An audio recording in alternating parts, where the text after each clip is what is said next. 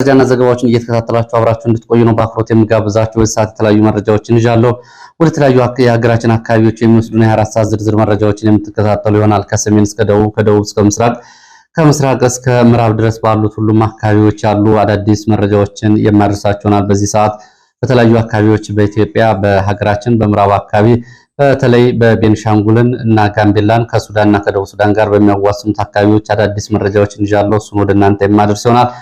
እንደዚሁም ደግሞ በሰሜን ኢትዮጵያም እንደዚሁ በትግራይ አካባቢ ያለውን አዳዲስ ወታደራዊ እንቅስቃሴ እንዲሁም ደግሞ ስምሪቶችንና የ24 ሰዓት ዝርዝር መረጃዎችን አደርሳችኋለሁ። ወደ ፋኖ የግንባር ዝርዝር መረጃዎች ስንመለስ በአንድ ወረዳ እንግዲህ 7ኛው የጸጥታ ኃላፊ በፋኖ እርምጃ ወስዶበታል የሚል መረጃ ወጥቷል። ከዚህ ጋር በተያያዘ ሰሞኑን ከባድ ዘመቻዎች ሲደረግባቸው በነበረው አካባቢ የወረዳው የጸጥታ ኃላፊ ኮማንደር የእርምጃ ተወስዶበታል። ይህንን በተመለከተም ዝርዝር መረጃዎችን የማደርሳችሁ ይሆናል። እየተከታተላችሁ አብራችሁ እንድትቆዩ ነው በአክብሮት የምጋብዛችሁ። ወደ ተከዜ ቀጠና ስንሄድ ደግሞ እንደዚሁ በወልቃይት ሁመራ የተቃውሞ ሰልፍ የወጡ ሰዎች ላይ እንደዚሁ የተኩስ ሩምታ ተከፍቶ ጉዳት ደርሷል። ከዚህ ጋር በተያያዘ ዝርዝር መረጃውን ከቦታው ወደ እናንተ የማደርስ ይሆናል። እየተከታተላችሁ አብራችሁ እንድትቆዩ ነው በአክብሮት የምጋብዛችሁ። ሐሳብ አስተያየት ቢኖራችሁ ጥቆማ ዜና@gmail.com ላይ እንደተለመደው ልታደርሱ ትችላላችሁ። እንዲሁም ደግሞ በቴሌግራም፣ በዋትስአፕ፣ በሜሴንጀር መልእክትና ሐሳቦቻችሁን እያደረሳችሁ አብራችሁ እንድትቆዩ ነው በአክብሮት የምጋብዛችሁ። በወለጋም በተመሳሳይ እንደዚሁ በአይነቱ ለየት ያለ ነው እየተባለ ዘመቻ እየተደረገ ነው የሚገኘው። በወለጋ መከላከያ ሰራዊት መውጣቱን ተከትሎ የኦሮሞ ሰባቱም የጸጥታ ኃይል ከገዳ ኮማንዶ እስከ ቄሮ ሰራዊት ድረስ ያለው በአማራ መንደሮች ላይ ከፍተኛ ወረራ መፈጸሙን ተከትሎ የአካባቢው ነዋሪዎች እንግዲህ ራሳቸውን እየተከላከሉ ከባድ የተባለ ፍልሚያ እየተደረገ ነው የሚገኘው። ይህንን በተመለከተ ቀደም ብሎ ከ216 በላይ ሰዎች ከታፈሱ በኋላ ነው ህዝቡ ይህንን ውሳኔ ወስኖ አሁን ራሱ እየተከላከለ ያለው። ይሄ ዘመቻ በአይነቱ ለየት ያለ ነው ተብሏል። 2014 ታህሳስ 10 ቀን ከተደረገው ከልዩ ኃይል ጋር ከኦሮሚያ ልዩ ኃይል ጋር የአካባቢው ማህበረሰብ ራሱን ለመከላከል ካደረገው ተጋድሎም በእጅጉ የተለየ እንደሆነ ነው መረጃዎች የሚገልጹት። ዝርዝር መረጃ ይዣለሁ ወደ እናንተ የማደርሰው ይሆናል። እየተከታተላችሁ አብራችሁ እንድትቆዩ ነው በአክብሮት የምጋብዛችሁ። እንግዲህ እንደተለመደው ሐሳብ አስተያየት ቢኖራችሁ ከላይ በተገለጸው አድራሻ ልታደርሱ ትችላላችሁ። ብዙዎቻችሁም እያደረሳችሁ ስለሆነ በእጅጉ አመሰግናለሁ። ከዛ በፊት ዲፕሎማሲያዊ መረጃዎችን የተመለከቱ መረጃዎች እየወጡ ነው የሚገኙት። የአሜሪካው ፕሬዝዳንት ዶናልድ ትራምፕ እንግዲህ በዓለም ላይ ያለውን አጠቃላይ ዲፕሎማሲ በየቀኑ ተለዋዋጭ እያደረጉት ነው የሚገኙት። የእርዳታ ድጋፎቻቸውን በማቋረጣቸው እንደ ኢትዮጵያ ያሉ የሶስተኛው ዓለም ሀገራት በከፋ ሁኔታ ችግር ውስጥ መግባታቸውን የተገለጸው። አሁን ደግሞ ዶናልድ ትራምፕ በአፍሪካ እና በሌሎች ሀገራት የሚገኙ 15 አምባሳደሮቻቸውን ጠርተዋል የሚል መረጃ ወጥቷል። ይሄ እንግዲህ የአሜሪካ እያንዳንዱ የዲፕሎማሲና የውጭ ጉዳይ ፖሊሲ በተለይ እንደ ኢትዮጵያ አይነት በርካታ ገንዘብ እርዳታና ድጋፍ ከአሜሪካ ከሚያገኙ ሀገራት አንጻር ሲታይ በየቀኑ ተለዋጭ ነው። ለኢትዮጵያ ብቻ ሳይሆን ለዓለምም የአሜሪካ ፖሊሲ በቀጥታና በተዘዋዋሪ የራሱ ተጽዕኖ ያለው ውሳኔ ስለሆነ እንግዲህ እያንዳንዱ የዓለማችን ሚዲያዎች እና የዓለማችን ሀገራት እያንዳንዱ ዜጋም ጭምር የአሜሪካን ጉዳይ የራሴ ጉዳይ ብሎ በሚኖርበት ሀገር በሙሉ እየተከታተለው ይገኛል። አሁን አዲስ ስታንዳርድ ይዞት በወጣው ዘገባ መሰረት ዶናልድ ትራምፕ የኢትዮጵያና የሶማሊያን ጨምሮ በ15 የአፍሪካ ሀገራት የሚገኙ አምባሳደሮቻቸውን በአስቸኳይ ወደ ዋሽንግተን ጠርተዋል። የአሜሪካው ፕሬዝዳንት ዶናልድ ትራምፕ የኢትዮጵያና ሶማሊያን፣ ጅቡቲን ጨምሮ በ15 የአፍሪካ ሀገራት የሚገኙ አምባሳደሮቻቸውን ወደ ሀገሮቻቸው ጠርተዋል። እርምጃው ያልተለመደ ነው የተባለ ሲሆን ዩናይትድ ስቴትስ በውጭ ሀገራት ያላትን ዲፕሎማሲያዊ ውክልና መልሳ ለማዋቀር የምታደርገው ሰፊ ጥረት አካል ነው ተብሏል። በዲፕሎማሲያዊ ማህበረሰብ ምንጮች እየተዘዋወረ ባለው መረጃ መሰረት የአሜሪካ አምባሳደሮቿን ወደ ሀገሯ የጠራችባቸው የአፍሪካ ሀገራት ዝርዝር የተለያዩ የአህጉሪቱን ቀጠናዎች ያካተተ ሲሆን ዝርዝሩ በሰሜን አፍሪካ የሚገኙትን ግብፅና አልጄሪያን ጨምሮ በአፍሪካ ቀንድ፣ በምስራቅ እና በምዕራብ፣ በመካከለኛውና በደቡብ አፍሪካ የሚገኙ ሀገራትን ያጠቃለለ ነው ተብሏል። አምባሳደሮቹ እንዲመለሱ ስለተደረገበት ምክንያት እስካሁን የተሰጠ ይፋዊ ማብራሪያ የለም የተባለ ሲሆን ክፍት የሆኑት የስራ መደቦችን ለመተካት ግልጽ የሆነ ጊዜ ሰሌዳ አለመቀመጡም እንደዚሁ ተመላክቷል።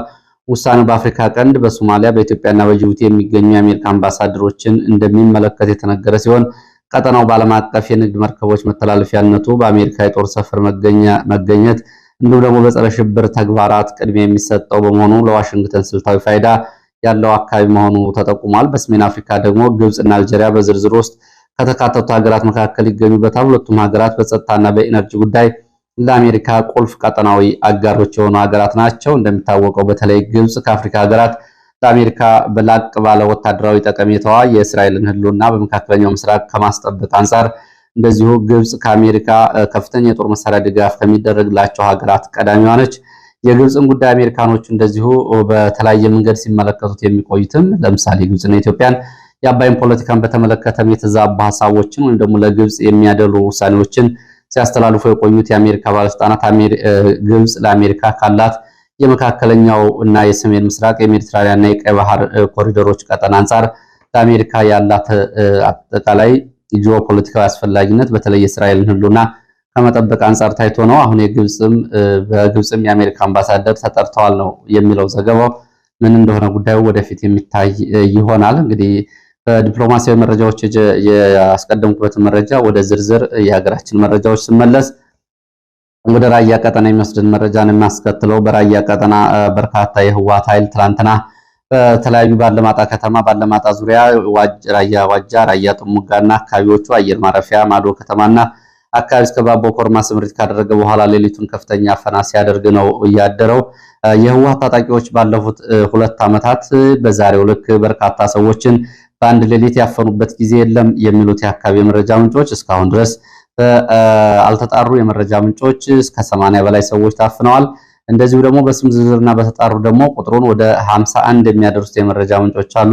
ለማንኛውም ዛሬ በራያ ቀጠና አለማጣን ከተማ ጨምሮ ዋጃ፣ ጥሙጋና አካባቢው ከ80 በላይ ሰዎች ታፍሰው ተወስደዋል ሲሉ የመረጃ ምንጮቹ ይገልጻሉ። ከነዚህ መካከል እንግዲህ ጠንካራ የአማራ ማንነት ጥያቄ የሚያነሱ የሃይማኖት አባቶች፣ ወጣቶች፣ የመንግስት ሰራተኞች ታፍነው ተወስደዋል። ከተወሰዱት ውስጥ እንግዲህ በተለይ በአካባቢው የአማራ ማንነት ጥያቄዎችን ያቀነቅናሉ ያሏቸውን ነው በማፈን የወሰዱት። የቤተ ክህነት ሰዎችንና የስብከተ ወንጌል ኃላፊ ጨምሮ ወስደዋል። ከነዚህ መካከል ጋሹ ለገሰ፣ ማረጉ ለገሰ፣ ሮብሶ ጀመረ፣ ጌታቸው ኃይሉ፣ ሞላ ዝናቡ፣ ሙለታ ሻምበል፣ አብቦ ደባሽ፣ ቢንያም ጌታሁን፣ ሲሳይ ጌታሁን፣ አዲስ መርጌታ፣ መንገሻ ሀቡሌ፣ አለዋል አሰፋ፣ ኃይሉ ገሰሰ፣ ሰይድ ሁሴን ጨምሮ እንግዲህ የ80 በላይ ሰዎች መወሰዳቸውን የሚገልጹ መረጃዎች ወጥተዋል። ራያ ጥሙጋ በ38 ሰዎች ታፍነዋል። ስም ዝርዝራቸው እየተጣራ እንደሆነ የመረጃ ምንጮቹ ገልጸዋል። ይሄ የሆነው ጦርነት ለመጀመር ህወሓት እንቅስቃሴ እያደረገ ስለሆነ ጦርነት ከመጀመራችን በፊት በአካባቢው የማንነት ጥያቄ የሚያቀነቅኑት የራያ ወጣቶችን አንገት ማስደፋት በሚል ተልዕኮ ተሰጥቶ ነው ይሄ አፈሳ የተደረገው። እጅግ ከባድ ሁኔታ ነው ያለው። ወደ መሆኒ ጨምሮ በተለያዩ ወታደራዊ ካምፖች ወስደው ሰዎችን አጉረዋቸዋል ነው የተባለው። ትላንትና የታፈኑትን እነ ቀሲስ ካሳይ ቢወጣን ጨምሮ ሌሎች ደግሞ የት እንዳሉ አልታወቀም ተብሏል።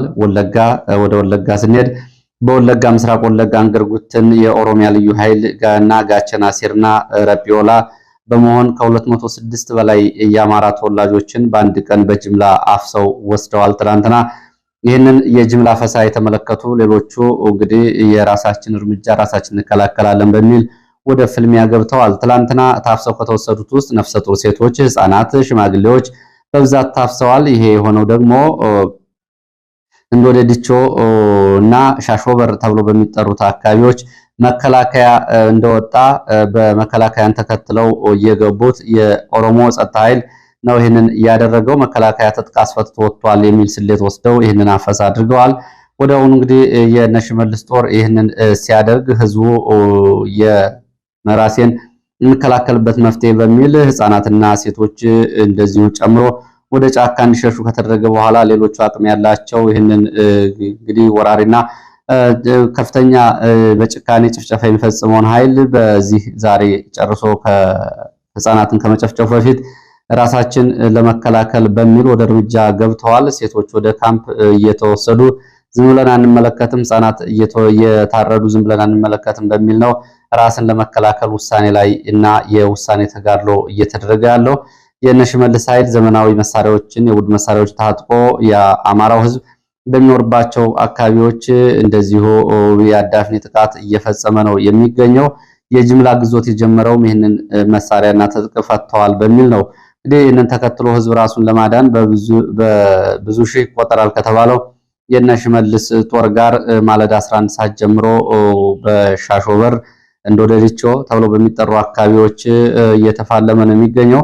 በወለጋ ምድር ይህንን የመሰለ ከባድ ፍልሚያ ከኦሮሞ ጸጥታ ኃይል ጋር ሲደረግ ይሄ መጀመሪያው ነው። ከዚህ በፊት 2014 ዓ.ም ኪረም ወረዳ ታህሳስ 14 ቀን ከተደረገው የልዩ ኃይል ጋር ከተደረገው ውጊያ በአይነቱ የተለየ ነው የሚሉት የመረጃ ምንጮች እንዶደዲቾ የጦር አውድማ ሆኗል። የኦሮሞ ጸጥታ ጋቸና ሲርና፣ ረጲዮላ፣ ገዳ ኮማንዶ በአዳፍኔ በቡድን መሳሪያ በሴቶችን፣ ህፃናትን፣ እናቶችን ሳይቀር በአዳፍኔ እየደበደበ ነው የሚገኘው። የጅምላ እስራት የተረፈው ከፊሉ ራሱን ለማዳን በዚህ መንገድ እየተዋደቀ ሲሆን ከፊሉ ደግሞ ወደ ጫካ ገብቷል። እንዶደዲቾና ሻሾበር ያለው ሁኔታ እጅግ አስፈሪ ነው። ከማለዳው 11 ሰዓት ጀምሮ ነው ይሄ ፍልሚያ የተጀመረው ብሏል። ጦርነቱ በአይነቱ የተለየና ከፍተኛ ትኩረት ሊሰጠው የሚገባ ነው። እንግዲህ በዚህ ህፃናትም ሴቶችም በጅምላ ነው እያለቁ ያሉት። በዚሁ ኦሮሚያ ክልል ጅማ ዞን ጌራ ወረዳ ስንሄድ ጌራ ወረዳም እንደዚሁ በአማራ ተወላጆች ላይ የሚፈጸሙ ግፍና ሰቆቃዎች ቀጥለዋል። እንግዲህ ያረሱትን እንዳይበሉ የዘሩትን እንዳይሸጡ ከመደረግ አልፎ ደግሞ የሸጡትን ጭምር ገንዘብ እንዳይሰጣቸው ለትልልቅ ነጋዴዎችና የቡና ተረካቢዎች የቡና ነጋዴዎች በኦሮሚያ ጸጥታ ትዕዛዝ በመተላለፉ የአማራ ገበሬዎች የቡና ምርታቸውን ወደ ገበያ ወስደው ከሰጡ በኋላ ገንዘብ ሳይሰጣቸው እየተመለሱ ነው። ይሄ የግፍ ግፍ እየተፈጸመባቸው ነው የሚል መረጃ ነው። አብይ አህመድ የትውልድ ዞን በሆነው በጅማ ዞን ጌራ ወረዳ ጉራን ፋሎ ቀበሌ እየተሰማ ያለው ጉራን ፋሎ ቀበሌ ተብሎ የሚጠራው አካባቢ ሁለቱም መውጫ መንገዶች ተዘግተው ህዝብ እንዳይወጣ እየተደረገና የጅምላ ፈሳ እየተደረገ ይገኛል። ይሄ አምስተኛ ቀኑን ይዟል። ሸኔ ሰምቦ ተብሎ በሚጠራው በኩል መውጫ የነበረው በር እንዲዘጋ ተደርጓል። ወደ ጌራ ወረዳ በኩል የሚወስደው መንገድም እንዲዘጋ ተደርጓል። ይሄ ቀበሌ ከየትኛውም አካባቢ እንዳይገናኝ በመድረግ በኦሮሚያ ጸጥታ ኃይል ከበባ ውስጥ ገብቷል። የቡድን መሳሪያ ድብደባ እየተፈጸመ ነው። ፋኖ አለ በሚል ወደ ጫካዎች የቡድን መሳሪያዎች ድብደባ እየተደረገ ነው። የቡና ምርት በሚሰበሰብበት ወቅት ነው። በአካባቢው የሩዝ ምርትም የቡና ምርትም በከፍተኛ ሁኔታ የሚመረትበት ለመሬ ስለሆነ እዚህ አካባቢ አማራውን የማፈናቀል እቅድ ተይዞ ነው ይሄ ማዋከብ እየተደረገ ያለው። አሁን የደረሰ የቡና አዝመራቸውንና የቡና ምርታቸውን የሸጡ የአማራ ገበሬዎች ገንዘብ እንዳይሰጣቸው በጸጥታ ኃይል ተከልክሏል። አርሶ አደሮቹ ለገበያ ያቀረቡትን ቡና ተመዝኖ ከተመዘገበ በኋላ ገንዘብ ሲጠይቁ ገንዘብ ሌላ ጊዜ ይሰጣችኋል የሚል ምላሽ ነው ቡና የሚረከቡ ነጋዴዎች እየሰጡት ያለው ምላሽ። ለምንድነው ብለው ሲጠይቁ እየሆነ ያለው ነገር እንግዲህ ለእናንተ ክፍያ ከተከፈለ አሁን ብር ከእጃችሁ ከገባ የጦር መሳሪያ ትገዙበታላችሁ፣ ትፈንናላችሁ በሚል ገንዘብ እንዳንሰጥ ባለስልጣናት ትዕዛዝ ሰጥተውናል፣ መዝግባችሁ ያስቀምጡ ነው የተባልነው በሚል የአማራ ገበሬዎች ወስደው ለነጋዴዎች ያስረከቡትን ቡና በይህን ያክል ኪሎ በሚል ቁራጭ ወረቀት እየተሰጣቸውን እየተመለሱ ያሉት። በዚህ ሁኔታ ከ700 ሺህ እስከ 2 ሚሊዮን ብር ድረስ የሚጠጋ የቡና ምርት ወደ ለነጋዴዎች ያስረከቡ እስካሁን ገንዘባቸው አልተከፈላቸውም ተብሏል። እንግዲህ በዚህ ሁኔታ ገንዘባቸውን አርሰው ያመረቱትን ምርት እንዳያገኙ ተደርጓል። እንግዲህ በሌላ ዓለም ላይ በየትኛውም ህዝብ ላይ የሚፈጸም ግፍ ነው ብሎ ለማመን እንኳን የሚያስቸግር ነው። ሰዎች እንግዲህ ምርታቸውን ያመረቱት ምርት የህይወታቸውን ለማሻሻል ቢሆንም በጦር መሳሪያ ትገዛላችሁ ብሎ የገበያ ምርታቸውን መቀማት እየተፈጸመ ያለው አሁን በኢትዮጵያ በጅማ ዞን በጌራ ወረዳ ነው። እንግዲህ ጉራን ፋሎ ተብሎ የሚጠራ አካባቢ ደውላችሁ ታረጋግጡና እየተፈጸመ ያለውን እንግዲህ ከግድያ ከማፈናቀል ባሻገር በዚህ መንገድ የራስን ንብረትም የመንጠቅ ሁኔታ ተመልከቱት። እንግዲህ ይህንን ቡና ተረካቢ ነጋዴዎች ጥያቄ ሲቀርብላቸው ከጸጥታ ኃይሎች ለአማራ ገበሬዎች ገንዘብ እንዳሰጡ አሁን ተብለናል፣ ይህንን ያክል ኪሎ የተረክበናል የሚል ወረቀት ብቻ ስጧቸው ተብለናል የሚል ነው ጊዜያዊ ምላሽ እየሰጡት። በዚሁ ወደ ደቡብ ምዕራብና ምዕራብ ኢትዮጵያ ቀጠና የሚወስደን መረጃ ላስከትል።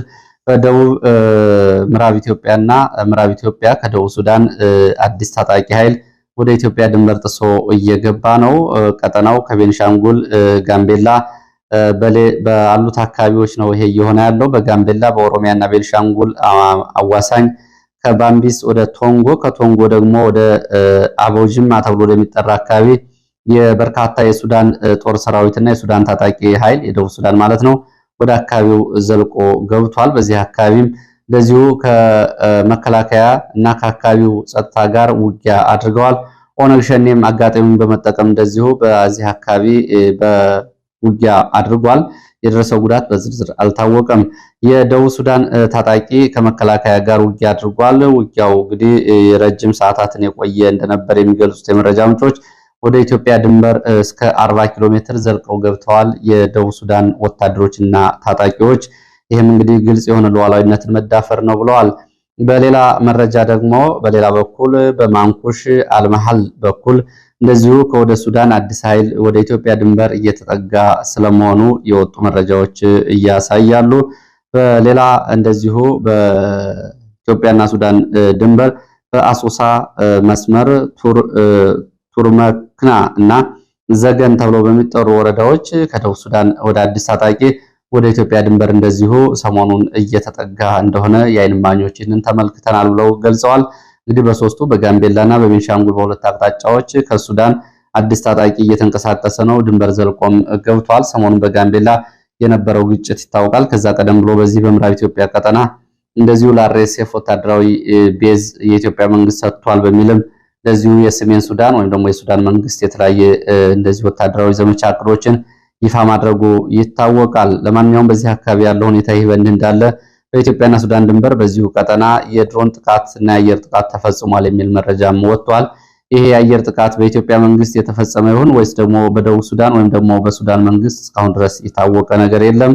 በዚህ የድሮንና የአየር ጥቃትም የደረሰው ጉዳት በዝርዝር አልታወቀም። ተከታታይ መረጃውን እንዳደረሰኝ ወደ እናንተ አደርሳለሁ። ሌላው ወደ አማራ ክልል ግንባር መረጃዎች ስንመለስ ወደ ላሊበላ ቀጠና የሚወስደን መረጃን ማስከትለው በላሊበላ ቀጠና ብልባላ አቅራቢያ ላልኪው ተብሎ በሚጠራ ቦታ ውጊያ እየተደረገ ነው የሚገኘው። ከብልባላና ከላሊበላ መስመር በሌሊት ወደ ላልኪው ተብሎ ወደሚጠራ ቀጠና የገባው የመከላከያ አድማ ብተናና የሚሊሻ ጋር ነው ውጊያ እየተደረገ ያለው። በውጊያው የደረሰው ጉዳት በዝርዝር አልታወቀም። ከዛ ቀደም ብሎ በዚሁ በብልባላ እና ባይናቡግና በአምስት አቅጣጫዎች ወደ አካባቢው ስምሪት ካደረገ የመከላከያ አድማ ብተናና ሚሊሻ ጋር ለዚሁ ረጅም ሰዓታትን እየፈጀ ውጊያ ተደርጓል። እንደ ፋኖ መረጃ ምንጮች በርካታ የመከላከያ አድማ ብተና የሚሊሻ ኃይል ጉዳት ደርሶበታል የሚሉ መረጃዎች መውጣታቸው ይታወቃል። ወደ ወልቃይት የሚወስደን መረጃን የማስከትለው በወልቃይት እንግዲህ በሁመራ ከተማ በአመፅ ቁጣ አደባባይ የወጡ ሰልፈኞች የህንፃ መስተዋቶችን በመሰባበር እንደዚሁም ደግሞ የተከፈቱ የግልና የማህበራት ንግድ ቤቶች እንደዚሁ ጉዳት አድርሰዋል የሚል መረጃ ወጥቷል። ይህንን ተከትሎ በሰልፈኞቹ ላይ እንደዚሁ የተኩስ ሩምታ ተከፍቶም ጉዳት መድረሱን የሚገልጹ መረጃዎች ናቸው። ወልቃይት በሁመራ ከተማ ጥያቄያችን አልተመለሰም ያሉ ሰልፈኞች በአመፅ እንቅስቃሴ በመምራት ውድመት አድርሰዋል። ጥያቄያችን አልተመለሰም ያሉት እነዚህ ሰልፈኞች በከተማው በንግድ ቤቶችን ሰባብረዋል። መስተዋቶችን እንደዚሁ በድንጋይ እየወረወሩ የንግድና የመኖሪያ ቤቶችን ጉዳት አድርሰዋል። ከተማው ብዙ የንግድ ቤቶችን እንደዚሁ ጉዳት አድርሰዋል። በዚህ ቀጠና እንግዲህ የአመፅ እንቅስቃሴ ላይ የነበሩት እነዚህ ወጣቶች ወደ ከተማው መስቀል አደባባይ ሲደርሱ የተኩስ ሩምታ እና የድንጋይ ናዳ እነሱም በጸጥታ ኃይሎች ላይ የጸጥታ ኃይሎችን በእነሱ ላይ የተኩስ ሩምታ በመክፈት ጉዳት ደርሷል። በእነዚህ እንግዲህ በተኩስ ሩምታው በአመፅ ላይ የነበሩ ሰልፈኞችን ለመበተን ተከፍቷል በተባለው ተኩስ እስካሁን ድረስ በሁለት ህይወታቸው ያለፈ ሲሆን ሌሎች ደግሞ 3 ከባድ ቁስለኛ ሌሎች ደግሞ ቀላል ቁስለኛ መሆናቸውና የቁስለኞቹ ሆስፒታል እየታከሙ እንደዚሁ ደግሞ በተኩስ ህይወታቸው ያለፈው ደግሞ የቀብር ስነ ስርዓታቸው መፈጸሙ ነው እየታወቀው። ያመጹ መነሻ ምክንያት ምንድነው የሚለውን በተመለከተ ከአካባቢ ወጡ መረጃዎች የሚያሳዩት ይህንን ነው። ይሄ አመጽ የተቀሰቀሰው በወርቀኞች ነው ይላሉ የመረጃ ምንጮች። ወርቀኞች ማለት እንግዲህ ወርቅ በማውጣት የሚተዳደሩና ወርቅ ለገበያ ማቅረብ በዚህ የገቢ ምንጫቸውን መሰረት ያደረጉ ሰዎች በአካባቢው ወርቀኞች እየተባሉ ይጠራሉ። ወርቀኞች በተከዜ ቀጠና በባህላዊ መንገድ ወርቅ እያወጡ ለገበያ ሲያቀርቡ ቆይተዋል። ካድጎሹ ዳክታን እስከ አደባይ ድረስ እስከ ሰቲት ወልቃይት ፓርክ ድረስ በዚህ አካባቢ ወርቅ እያወጡ ተሰማርተው ስራ ላይ ባሉበት ሰዓት ባለፈው ታህሳስ 11 የመከላከያ ወደ ተከዜ ተፋሰስ በመሄድ እነዚህን ወርቅ የሚያወጡት ሰዎች ከስራ ማስቆሙን ተከትሎ ነው ወደ አመጽ በመምጣት ሁመራ ከተማ አመጽ እየቀሰቀሱት። እነዚህ እንግዲህ መከላከያ ስራ እንዲያቆሙ ማድረጉን ተከትሎ ወደ ሁመራ ሲመጡ የአካባቢው አስተዳደር አግኝቶ ሊያነጋግራቸው ሞክሮ ነበረ። እንግዲህ በተለይ የሰቲት ሁመራ ዋና አስተዳዳሪ አታላይ ታፈረ አነጋግሯቸው ነበረ። በህጋዊ መንገድ ወርቅ ማውጣታችሁን ትቀጥላላችሁ የሚል ምላሽ ቢሰጣቸውም የዞን አመራሮች ሊያነጋግሩን ይገባል በሚል በሁለተኛው ቀን እንደገና አመጽ ቀጥለው ነው ይሄ ጉዳት እየደረሰው። በዚህ እንግዲህ በዚህ በወረዳው አስተዳዳሪ ምላሽ ያደረኩት ናቸው። በሁለተኛ ቀን ሰልፋቸውን ቀጥለው ጉዳት እየደረሰው አመጽም ተቀስቅሶ እነሱም ላይ ንብረትም ላይ ጉዳት እየደረሰው ሲሉ ነው የመረጃ ምንጮች የገለጹት። እንግዲህ እነዚህ ወርቅ በማውጣት ላለፉት በርካታ ዓመታት በስራ ላይ የነበሩና አሁን መከላከያ ስራ ያስቆማቸው በአመዛኙ ወርቅና የወርቅ ንግዱን በህገወጥ መንገድ ለገበያ የሚያቀርቡት እነ ምግበይ ጋር ቀጥታ ትስስር የነበራቸው እንደነበሩና እንዲሁም ደግሞ አንዳንዶቹ ለብሔራዊ ባንክም እንደዚሁ ወርቅ የሚያቀርቡ እንደነበሩ መረጃዎች ገልጸዋል። ይሄ ነው እዛ አካባቢ ያለው። ወደ ምዕራብ ጎጃም ቋሪት የሚወስደን መረጃ አስከትላለሁ። በምዕራብ ጎጃም ቋሪት፣ ሰከላ እና ቋሪት አዋሳኝ አካባቢዎች ባሉ ቀጠናዎች ለአሰሳና ለዘመቻ የወጣ መከላከያ አድማ ብተናና ሚሊሻ ጋር እንደዚሁ ያዝ ለቀቅ የሚያደርጉ ውጊያዎች ተደርገዋል። በውጊያዎቹ ጣሊያ፣ ቦቦ፣ ድንጃ ተብሎ በሚጠሩ አካባቢዎች ነው የተደረገው። ተከታታይ አሰሳና ቅኝት በሚል በአካባቢው የተሰማራው ሚሊሻ አድማ ብተናና መከላከያ ጋር በነበሩ ውጊያዎች የደረሰው ጉዳት አልታወቀም። በዚህ በቋሪት ወረዳ በተለያዩ አካባቢዎች ግን የብልጽግና የወረዳና የዞን ባለስልጣናት ሊያደርጓቸው የነበሩ ስብሰባዎች በፋኖ ጥቃቶች ተበትነዋል። በዚህም ስብሰባ ለማስተባበርና ለስብሰባ ጥበቃ ስምሪት ተሰጥቷቸው ከነበሩ የሚሊሻ አባላት መካከል 2 የሚሆኑት ከባድና ቀላል ቁስለኛ ሆነዋል የሚሉ መረጃዎች ወጥተዋል። ወደ ሌሎች መረጃዎች ሲሄድ ወደ ይፋት ቀጠና የሚወስደን መረጃን የሚያስከትለው በዚህ ሰዓት ከያዝኳቸው ዋና መረጃዎች አንዱ ነው። በሸዋ ይፋት ቀጠና ሸዋሮቢት ዙሪያ የይፋት ቀጠና እንግዲህ ሰሞኑን በአራት አቅጣጫ ዘመቻ በማድረግ ወደ ተሬና አካባቢው የገባው የመከላከያ ላይ ድንገተኛ የደፈጣ ጥቃት ተፈጽሟል። በተፈጸመው ድንገተኛ የደፈጣ ጥቃት በመከላከያ አየር ወለድ ኮማንዶ ላይ የደረሰው ጉዳት በውል አልታወቀም።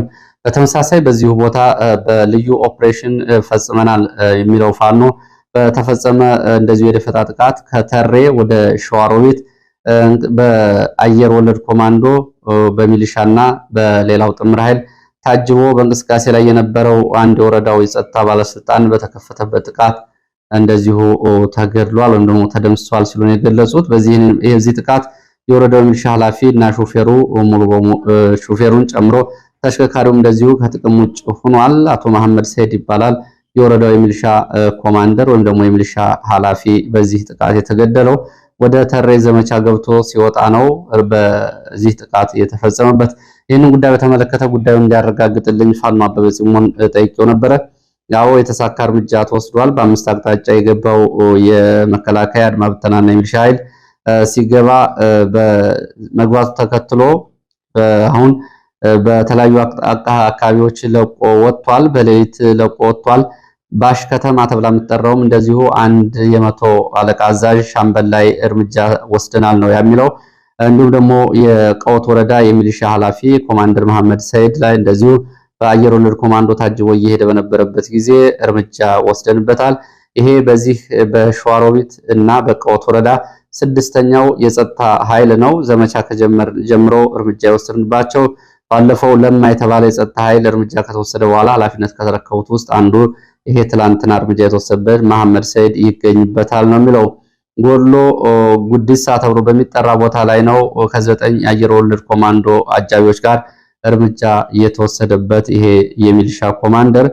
ይፋት ቀጠና የነበረው ኃይል ከበባ ውስጥ ሲገባ በሌሊት ከበባውን በመስጋት ለቆ ወጥቷል። ከባሽ፣ ከተሬ፣ ከመዘዞ የወጣው የመከላከያ ኃይል ወደ ተለያዩ ከተሞች ወደ መንዝ፣ ሞላሌ፣ ወደ ደብረሲና፣ ወደ ሸዋሮቢት ተመልሶ ገብቷል ብሏል።